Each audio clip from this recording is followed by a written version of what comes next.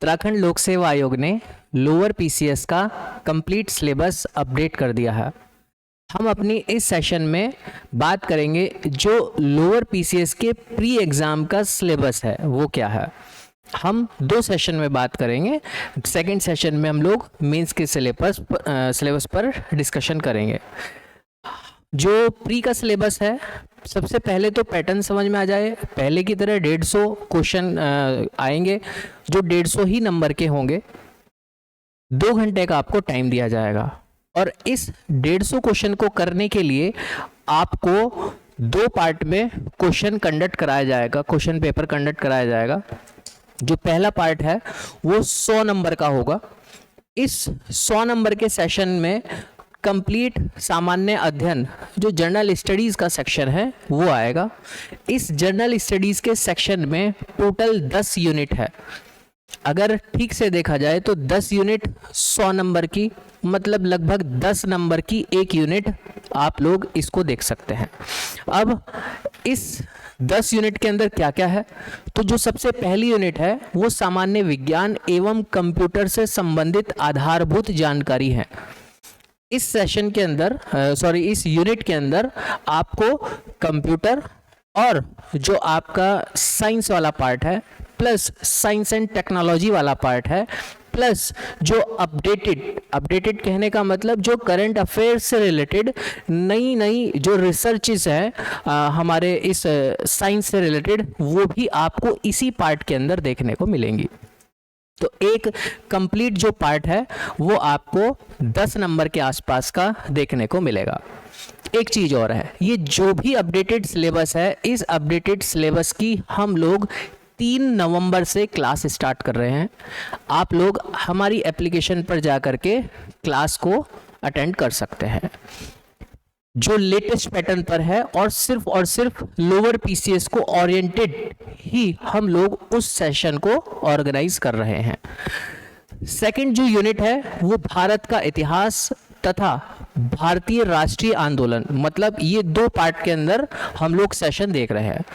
इसमें जो भारत का इतिहास वो एक सेशन में है और एक दूसरा बड़ा सेशन भारतीय राष्ट्रीय आंदोलन है। इसका कहने का सेंस मतलब ये आधे पार्ट के अंदर डिवाइड करके आपसे पूछा जाएगा।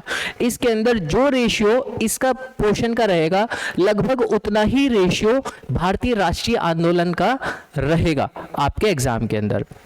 क्लियर? अब इसके अंदर सिर्फ आपको राजनीतिक चीजों के ऊपर ही ध्यान नहीं देना है। बहुत से बच्चे बहुत ये गलतियां करते हैं, सिर्फ राजा महाराजा बड़े युद्ध हुए वो पढ़ लिए और फिर एग्जाम में बैठ करके सोचने लगे कि ये इसकी नीति, ये इसकी पॉलिसी भी पूछ सकते थे क्या। तो वो सब चीज हमारे यहाँ पर सिलेबस के अंदर क्लियरिफाई करके रखा हुआ है कि सिर्फ राजनीतिक इतिहास नहीं, आपको सामाजिक इतिहास भी, आर्थिक, सांस्कृतिक, ये सब के सब पहलुओं पर आपको साथ साथ में पैरेलल इतिहास में चीजों को लेकर के चलना है। उसके साथ साथ राष्ट्रीय जो आंदोलन है उसमें राष्ट्रवाद के विकास, जो आप स्पेशल से 1885 से वैसे स्टार्ट कर लेते हैं, बट जब ये एक तरीके से अच्छे प्रोमिनेंट बड़े एक्टिविटीज के रूप में आप देखते हैं तो 1915 के बाद से आप इस सेशन से उभरते हुए सबसे ज्यादा क्वेश्चन आप लोग देखते हैं और स्वतंत्रता प्राप्ति पर आधारित होंगे। मतलब ये जो सेशन है ये 1942 से और 1947 इवन 1950 तक के सेशन को जोड़ करके आपसे क्वेश्चन पूछे जाते हैं। तो टोटल 10 मार्क्स का लगभग ये एक सेशन आपको देखने को मिलेगा। थर्ड जो यूनिट है वो भारतीय राज्य व्यवस्था एवं अर्थव्यवस्था से है।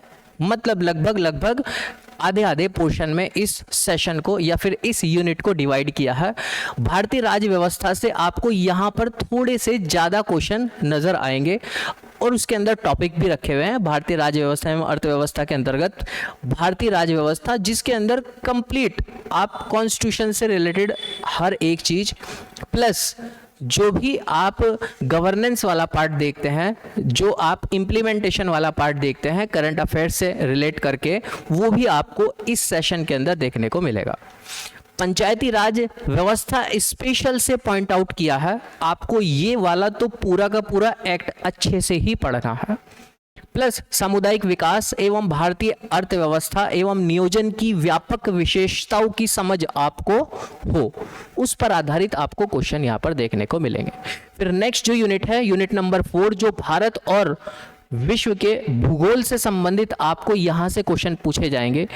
देखो एक चीज मैं क्लियर यहां पे कर दूं, आपके सिलेबस में विश्व का भूगोल नहीं लिखा है, बट विश्व के भूगोल की कुछ कॉन्सेप्ट्स आपको पढ़नी मैंडेटरी होती है, बिकॉज वो पढ़ोगे तो आपको भारत के भूगोल की समझ वहां पर जाकर के बनेगी। तो वो इनडायरेक्ट क्वेश्चन पूछे जाते हैं, वो डायरेक्ट क्वेश्चन नहीं आते हैं, आते वो भारत के भूगोल से ही है, बट उनका बेस वैश्विक भूगोल रख दिया जाता है। तो कुछ चीज़ों पर आपको वहां पर भी काम करके चलना होता है।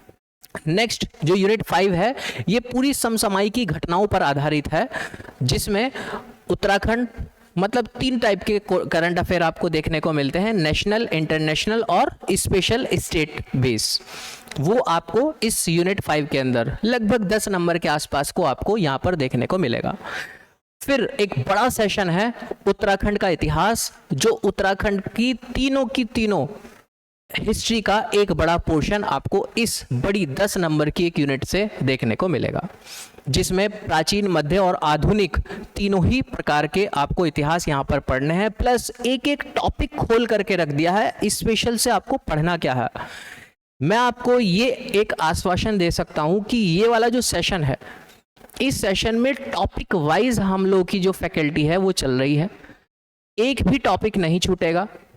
डेप्थ में जाकर के टॉपिक की अच्छे से अच्छी आपको समझ दी जाएगी।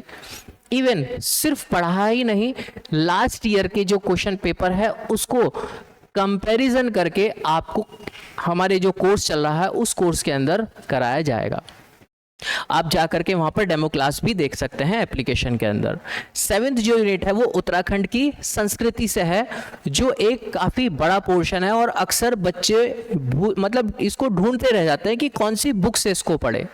इसके सोर्स लिमिटेड हैं, लेकिन जो सोर्स हैं वो उत्तराखंड सरकार ने प्रोवाइड करा करके रखे हुए हैं। हम लोग भी उसी सोर्स के आधार पर आप लोगों की ये क्लास ऑर्गेनाइज कर रहे हैं, जिसमें पूरा जनजातीय, धार्मिक, लोक विश्वास, साहित्य, ये सब के सब कॉन्सेप्ट, सब चीज़ इस यूनिट 7 के अंदर लगभग 10 नंबर के आसपास की आपको देखने को मिलेगी।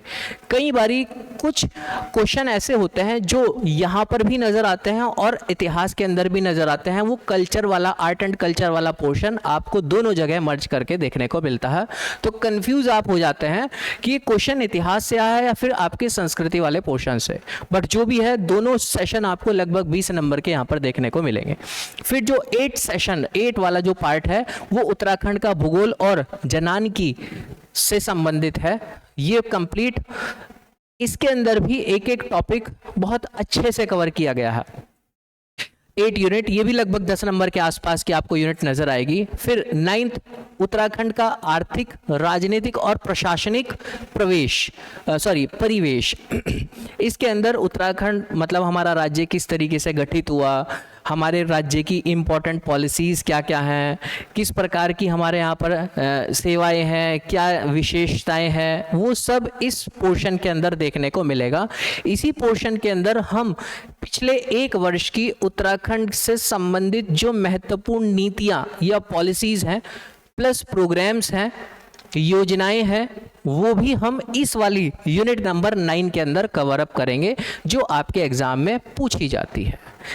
फिर इसके साथ साथ ही प्रशासनिक व्यवस्था की ऐतिहासिक पृष्ठभूमि जो इस पोर्शन के साथ जोड़ करके रखी गई है। इस वजह से कई बारी कुछ जो एवेल्यूशन करने वाले फैकल्टीज होती हैं वो बोल देते हैं कि इतिहास जो है वो 20 नंबर का आता है, तो वो 20 बोलने का कारण होता है कि इन सब सेशन को जोड़ दिया जाता है। देखो ये इतिहास में भी है और यूनिट नंबर 9 का भी एक हिस्सा है, बट वहाँ पर उसको पढ़ने का बेस अलग है और इस यूनिट नंबर 9 में पढ़ने का बेस इसका बिल्कुल अलग है, एक दूसरे एंगल से यहाँ पर पढ़ा जाएगा। और उसके बाद लास्ट वाली जो 10th, देखो इसी के अंदर आर्थिक परिवेश वगैरह सब चीज इसी का एक हिस्सा बन जाता है। और 10th जो यूनिट है इसकी लास्ट, आर्थिक एवं प्राकृतिक संसाधन, जो रिसोर्सेज हैं और ये रिसोर्सेज भी ओरिएंटेड सिर्फ और सिर्फ हम उत्तराखंड से रिलेटेड ज़्यादा से ज़्यादा ही बात करेंगे, वही यहाँ से सबसे ज़्यादा चीज़ें पूछी जाएंगी। उत्तराखंड में बेरोजगारी उन्मूलन प्रोग्राम, मतलब ये एक तरीके से इकोनॉमिक्स वाले पार्ट का हिस्सा बन जाता है, बट एंगल यहाँ पर डिफरेंट डिफरेंट एस्पेक्ट लेकर के पढ़े जाते हैं। तो टोटल कुल मिलाकर के जब आप लोअर पीसीएस का प्री एग्जाम देंगे तो टोटल ये 10 बड़ी यूनिट आपको देखने को मिलेगी, जो लगभग 10 नंबर की प्रत्येक यूनिट के आधार पर हम सेशन को लेकर के चल रहे हैं। और एक 50 नंबर का नेक्स्ट जो पोर्शन है वो नजर आता है सामान्य बुद्धि परीक्षण 50 नंबर की, जिसको आप आमतौर पर रीजनिंग बोल देते हैं, और कुछ क्वेश्चन इसके मैथमेटिक वाले पोर्शन के भी आते हैं। अगर हम इस वाले पोर्शन के अंदर देखें, मैथ्स वाला हिस्सा ज़्यादा नहीं, ज़्यादा रीजनिंग का पोर्शन आपको नज़र आता है।